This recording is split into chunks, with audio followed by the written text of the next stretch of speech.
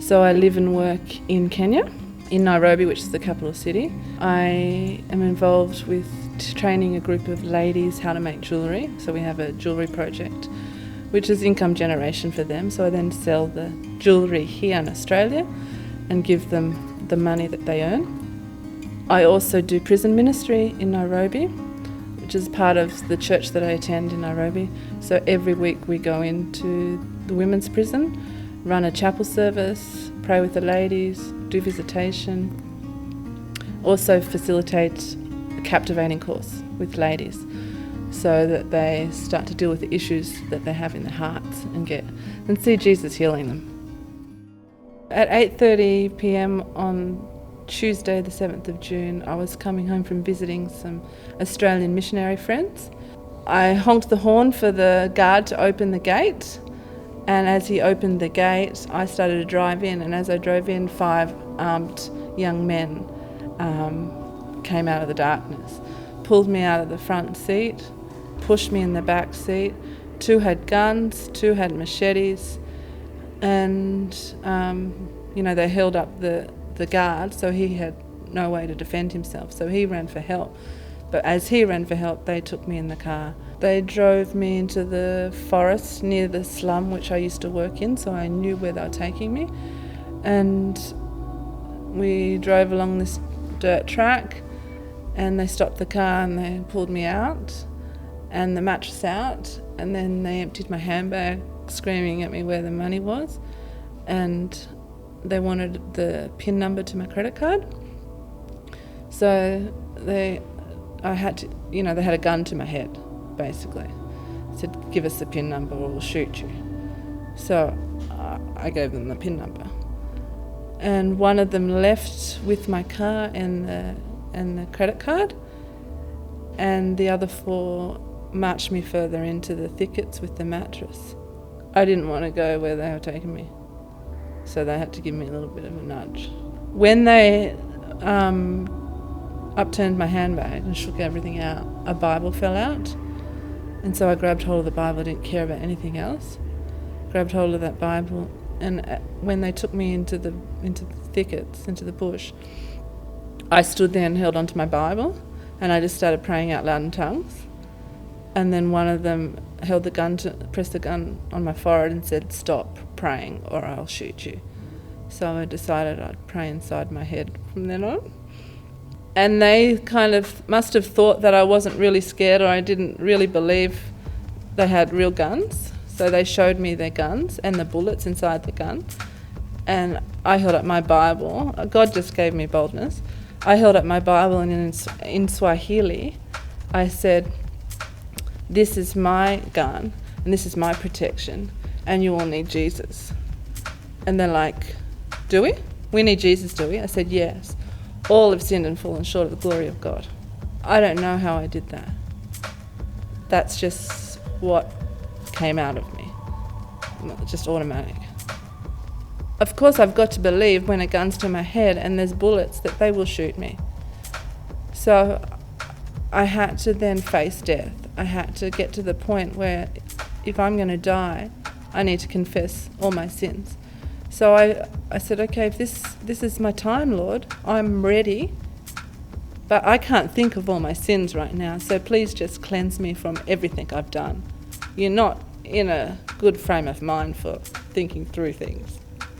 So, yeah, I did think maybe this is it.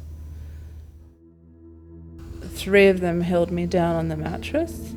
One said, "I'm going to rape you and give you AIDS, and I'm going to make you pregnant, and I'm going to give you STDs." And so he removed my jeans and my clothes and forced himself on top of me. At that time, that was the time of most terror. So at that point, I just screamed, "Jesus, Jesus, Jesus, Jesus," until they're holding their hands over my mouth. And he didn't rape me. He still was dressed. He was on top of me, but he did nothing. And I can't remember if the gun was at my head at the same time, because for a lot of the time I could feel the gun on my head. And that happened twice. And they didn't do anything. The fact that people were praying that I wouldn't be touched and I wasn't raped is a miracle in itself. I had a man on me and I was naked and I wasn't touched. They did not hurt me.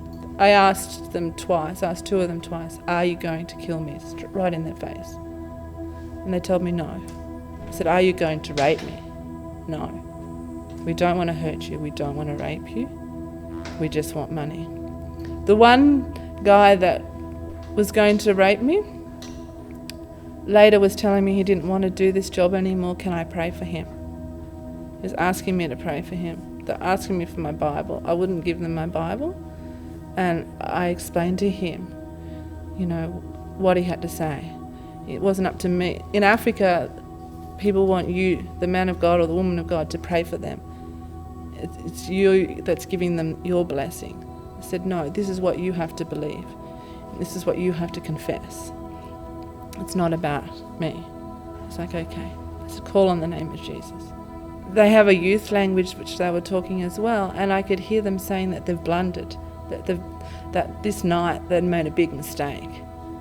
So I wonder whether there was some conviction in what they were doing. And they told me to go, get in my car and go straight home, not to go anywhere else. And meanwhile, I'm even thinking, are they going to shoot me as I walk to my car? These thoughts go through your head. But I drove off and I drove to a police station, a little police post that I knew about that was nearby, and I found one policeman.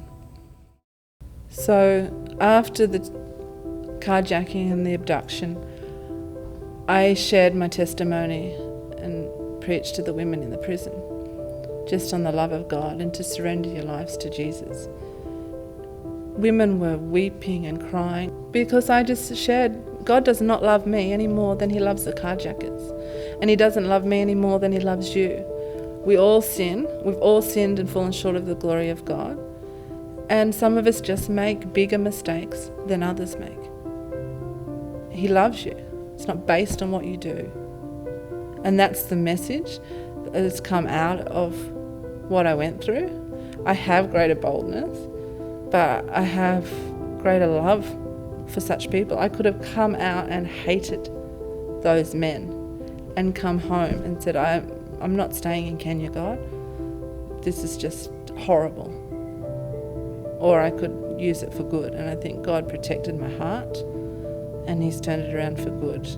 When I think about the whole incident 6 months later, I just think about how it happened. I can tell you exactly how it happened and remember everything. I've never struggled with flashbacks or nightmares. That's just what happened. And I had the peace of God throughout the whole incident, throughout those 5.5 hours. I just had a peace. I can't explain it. I didn't hear the audible voice of God.